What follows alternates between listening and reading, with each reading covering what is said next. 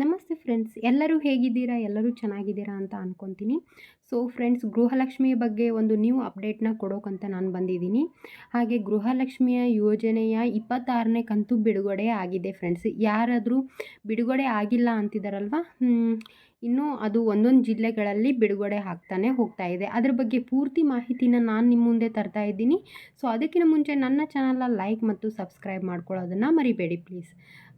Friends, ಈಗ ಗೃಹಲಕ್ಷ್ಮಿ ಯೋಜನೆಯ 25 ಮತ್ತು 26ನೇ ಕಂತು ಒಟ್ಟಿಗೆ ಹಾಕೋಕ್ಕೆ ನಿರ್ಧಾರ ಮಾಡಿದ್ದಾರೆ. ಯಾಕಪ್ಪ ಅಂತ ಅಂದರೆ, ಈಗ 25ನೇ ಕಂತು ಕೂಡ ಒಬ್ಬೊಬ್ರಿಗೆ ಬಂದಿಲ್ಲ ಹೀಗೆ ಅಂತ ಹೇಳ್ತಾ ಇದ್ದಾರಲ್ವ. ಸೊ ಹೀಗಾಗಿ 26 ಮತ್ತು 25ನ ಒಟ್ಟಿಗೆ ಹಾಕಿಬಿಟ್ರೆ ಯಾವುದೇ ಚಿಂತೆ ಇರೋದಿಲ್ಲ.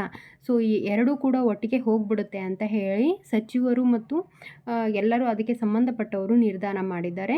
ಸೊ ಹೀಗಾಗಿ ಒಂದೊಂದು ಜಿಲ್ಲೆಗಳಲ್ಲಿ ಹೀಗೆ ಬಿಡುಗಡೆ ಆಗ್ತಾ ಇದೆ. ಮತ್ತು 25 ಯಾವ್ಯಾವ ಜಿಲ್ಲೆ ಬಂದಿದೆ, ಸೊ ನೆಕ್ಸ್ಟ್ 26ನ ಹಾಕ್ತಾ ಹೋಗ್ತಾರೆ. ಸೊ ಹೀಗಾಗಿ ನೀವು ಯಾವುದೇ ಹೆದರ್ಕೊಳ್ಳೋ ಅವಶ್ಯಕತೆ ಇಲ್ಲ. ಸೊ 25 ಬಂದವರು 26ಗಾಗಿ ಕಾಯಿರಿ.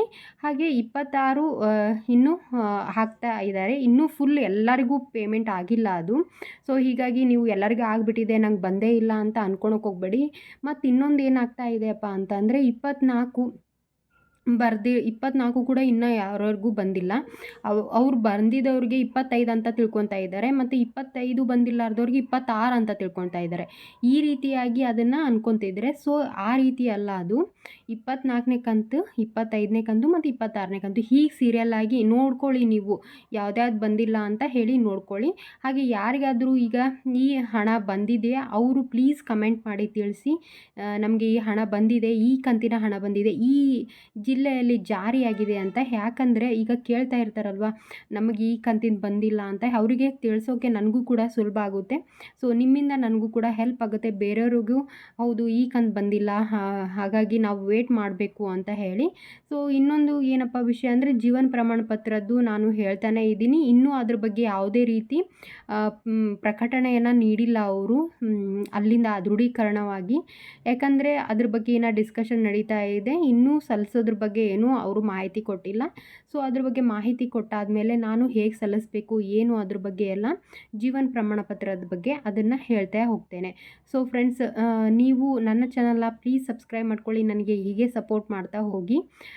ಸೊ ಹೀಗೆ ವ್ಯೂಸ್ನ ಇನ್ನೂ ಹೆಚ್ಚಿಸ್ತಾ ಹೋಗಿ ಪ್ಲೀಸ್. ನಾನು ಗೃಹಲಕ್ಷ್ಮಿ ಯೋಜನೆ ಬಗ್ಗೆ ಅದರದ್ದು ಏನಾದರೂ ಡೀಟೇಲ್ಸ್ಗಳ ಬಗ್ಗೆ ನಾನು ಹೀಗೆ ಹೇಳ್ತಾ ಹೋಗ್ತೇನೆ ಪ್ಲೀಸ್. ಹೊಸದಾಗಿ ನಾನು ಕೂಡ ಇದು ವಿಡಿಯೋಗಳನ್ನು ಮಾಡ್ತಾ ಇದ್ದೀನಿ. ಸೊ ಹೀಗಾಗಿ ನಿಮ್ಮ ಸಪೋರ್ಟ್ ನನಗೆ ತುಂಬ ಅಗತ್ಯ ಇದೆ. ಸೊ ಫ್ರೆಂಡ್ಸ್, ಯಾರೂ ಹೆದರ್ಕೊಳ್ಳೋ ಅವಶ್ಯಕತೆ ಇಲ್ಲ. ಮತ್ತು ಯಾರ್ಯಾರಿಗೆ ಈ ಹಣ ಬಂದಿದೆಯೋ ಪ್ಲೀಸ್ ಕಮೆಂಟ್ ಮಾಡಿ. ಮತ್ತು ಬೇರೆಯವ್ರಿಗೆ ಅನುಕೂಲ ಆಗುತ್ತೆ ಅಂತ ಹೇಳೋಕ್ಕೆ ಇಷ್ಟಪಡ್ತೀನಿ. Thank you for watching friends. Thank you.